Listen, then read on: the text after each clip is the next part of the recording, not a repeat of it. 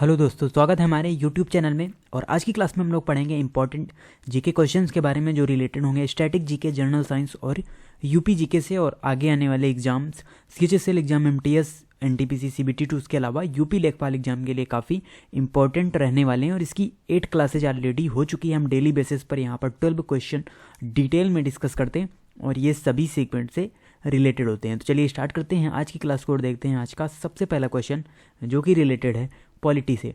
तो कहा जा रहा है भारतीय संविधान का निम्न में से कौन सा अनुच्छेद नागरिकों के लिए समान नागरिक संहिता से संबंधित है। तो आपको यहाँ पर बताना है किस अनुच्छेद के अंतर्गत बात की गई है भारतीय नागरिकों के लिए समान नागरिक संहिता की। तो इसका जो सही आंसर होगा वो होगा आर्टिकल 44। तो आर्टिकल 44 के अंदर ये बात कही गई है। और आर्टिकल 44 किसके अंतर्गत आता है? तो ये आता है नीति निर्देशक तत्वों के अंतर्गत।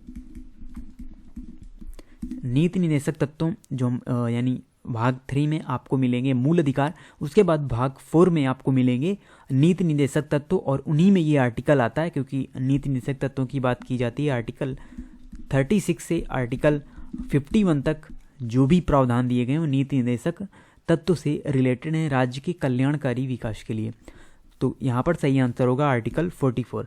अगला क्वेश्चन है फील पाँव, या जिसे लसीका फाइलेरिया के रूप में भी जाना जाता है। फील पाँव जिसमें यानी पैर काफ़ी फूल जाते हैं, उसे ही फील पाँव एक प्रकार की बीमारी होती है जिसे लसीका फाइलेरिया के रूप में भी जाना जाता है। किसके कारण होती है आपको बताना है, प्रोटोजोआ, जीवाणु, विषाणु या परजीवी कृमि। तो यहाँ पर सही आंसर होगा परजीवी कृमि, यानी पैरासाइट्स के द्वारा ये होने वाली बीमारी है फील पाँव, या जिसे हम लसीका फाइलेरिया भी कहते हैं। अगला क्वेश्चन है निम्न में से कौन सा सिंधु क्षेत्र की बेलनाकार मुहर पर पाए जाने वाले पशु रूपांकन में से एक है। यानी सिंधु क्षेत्र में जो बेलनाकार मुहरें पाई गई उसमें किस प्रकार की आकृति बनी हुई थी? बैठा हुआ बाघ, दौड़ता हुआ कुत्ता, कुबड़ वाला वृषभ या कुबड़ वाला ऊंट। वहाँ पर किस प्रकार की जो यानी पशुओं की कौन से आकार की जो भी छवि है वो देखने को मिलती है हमको बेलनाकार मुहर में, जो सिंधु क्षेत्र में पाई गई, सिंधु घाटी सभ्यता में पाई गई। तो यहाँ पर सही आंसर होगा सी नंबर, कुबड़ वाला वृषभ। तो कुबड़ वाला वृषभ की जो छवि है, जो चित्र है, वो बेलनाकार मुहर पर बने हुए थे सिंधु क्षेत्र की, जो यानी सिंधु घाटी सभ्यता की। अगला क्वेश्चन है 1967 में अशोक चक्र वर्ग सेकंड का नाम बदलकर क्या कर दिया गया? वीर चक्र, अशोक चक्र, कीर्ति चक्र या शौर्य चक्र। तो सबसे पहले देखिए यहाँ पर हम बात करते हैं गैलेंट्री अवार्ड्स की। तो ये सभी हमारे गैलेंट्री अवार्ड्स हैं, यानी कि वीरता पुरस्कार हैं, और इनसे रिलेटेड ऑलरेडी हम कंप्लीट वीडियो बना चुके हैं।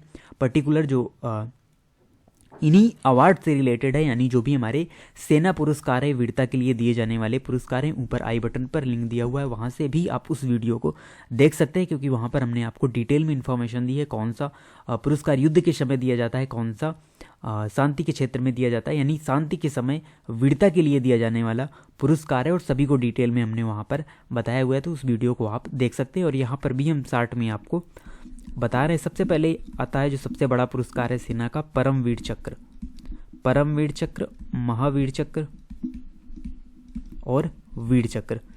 तो ये जो 3 हमारे अवार्ड हैं ये दिए जाते हैं युद्ध के समय, यानी जब युद्ध चल रहा हो। जैसे 1999 की अगर हम बात करें तो हमारा जो कारगिल वार था वो चल रहा था, तो वहाँ पर जो भी सैनिक हमारे शहीद हुए तो उनको मरणोपरांत, या जो भी हमारे वीरता से जो भी सैनिक हमारे लड़े उनको मरणोपरांत या जीवित परमवीर चक्र से सम्मानित किया जाएगा, महावीर चक्र से सम्मानित किया जाएगा और वीर चक्र से सम्मानित किया जाएगा। तो ये हमारे 3 अवार्ड हो गए। उसके अलावा फिर और हमारे 3 अवार्ड आते हैं, अशोक चक्र, कीर्ति चक्र और शौर्य चक्र। तो ये जो तीनों अवार्ड हैं ये भी हमारे वीरता पुरस्कार ही हैं, लेकिन ये दिए जाते हैं यानी शांति के समय जब युद्ध ना चल रहा हो फिर भी कोई वीरता का परिचय किसी के द्वारा दिया जाता है तो उसको फिर ये अवार्ड दिए जाते हैं। ये सभी सेना पुरस्कार हैं। तो यहाँ पर आपसे पूछा जा रहा है जो क्वेश्चन है कि 1967 में अशोक चक्र वर्ग सेकंड का नाम बदलकर क्या कर दिया गया? तो ये है हमारा कीर्ति चक्र कर दिया गया। देखिए अशोक चक्र तो पहले ही वो फर्स्ट वाला होगा, तो यानी वो पहले ही अशोक चक्र है। फिर जो कीर्ति चक्र है उसका पहले नाम हुआ करता था, यानी 1967 से पहले इसका नाम हुआ करता था अशोक चक्र वर्ग 2, यानी ये सेकंड नंबर पर आता था। अब इसका नाम बदलकर 1967 में क्या कर दिया गया, कीर्ति चक्र कर दिया गया, तो ये दूसरे नंबर पर आता है। और ये तीसरे नंबर पर आता है शौर्य चक्र, ये शांति के समय वीरता के लिए दिए जाने वाले पुरस्कार है। अगला क्वेश्चन है, निम्न में से किस विद्वान ने पतंजलि के व्याकरण के कार्यों का अरबी में अनुवाद किया? तो कौन सा ऐसा विद्वान है जिसने अरबी में यहाँ पर अनुवाद किया पतंजलि के जो भी व्याकरण थे? तो यहाँ पर जो सही आंसर है वो होगा अल-बरूनी। तो अल-बरूनी के द्वारा ही पतंजलि के व्याकरण के कार्यों का अरबी में अनुवाद किया गया। अगला क्वेश्चन है, मामल्लपुरम नृत्य महोत्सव का आयोजन निम्न में से किस राज्य में किया जाता है? तेलंगाना, तमिलनाडु, आंध्र प्रदेश या कर्नाटक? तो यहाँ पर सही आंसर होगा तमिलनाडु। तो तमिलनाडु राज्य में ही मामल्लपुरम नृत्य महोत्सव का आयोजन किया जाता है। अगला क्वेश्चन है, पलार नदी बेसिन की प्रमुख नदी घाटियों में से एक है, यानी कहाँ की, किस राज्य की प्रमुख नदी घाटियों में से एक है, यानी जो पलार नदी बेसिन है ये कहाँ पर सिचुएटेड है? तो सही आंसर होगा तमिलनाडु। तमिलनाडु में ही बहने वाली एक नदी है पलार नदी, और इसका जो बेसिन है उसी की बात यहाँ पर की जा रही है। तो आपको राज्य बताना है, कौन सा राज्य है, वो है तमिलनाडु। अगला क्वेश्चन है, भारत के संविधान का निम्न में से कौन सा अनुच्छेद ग्राम पंचायतों के संगठन से संबंधित है? तो यहाँ पर देखिए 4 आपको आर्टिकल दिए हुए हैं, कौन सा आर्टिकल ग्राम पंचायत के संगठन से संबंधित है?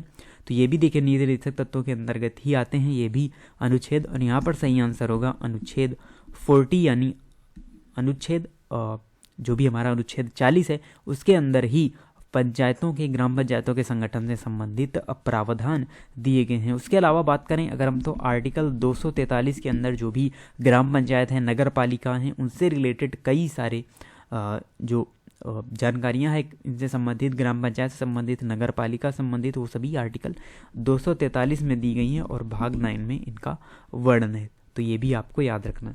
अगला क्वेश्चन है, का उपयोग इमारतों एवं निर्माण प्रक्रियाओं में ऊष्मा ह्रास को रोकने के लिए किया जाता है? तो आपसे पूछा जा रहा है किसका उपयोग यहाँ पर इमारतों और निर्माण प्रक्रियाओं में ऊष्मा ह्रास के रोकने के लिए किया जाता है? तो सही आंसर होगा यहाँ पर रोधन, या जिसे हम कहते हैं इंसुलेशन। तो इंसुलेशन का यूज जो किया जाता है वो यहाँ पर ऊष्मा ह्रास को रोकने के लिए किया जाता है इमारतों या निर्माण प्रक्रियाओं में। अगला क्वेश्चन है, यूपी जीके से रिलेटेड नैमिषारण्य तीर्थ किस जनपद में है? तो ये यूपी के किस जनपद में है नैमिषारण्य तीर्थ? तो यहाँ पर सही आंसर होगा आपका सीतापुर। तो सीतापुर जनपद में ही स्थित है नैमिषारण्य तीर्थ। अगला क्वेश्चन है, उत्तर मध्य रेलवे क्षेत्र का मुख्यालय कहाँ है?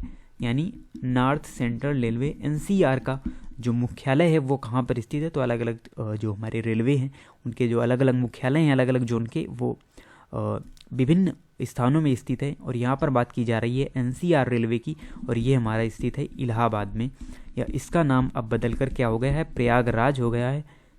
तो प्रयागराज में ही हमारा उत्तर मध्य रेलवे का मुख्यालय स्थित है।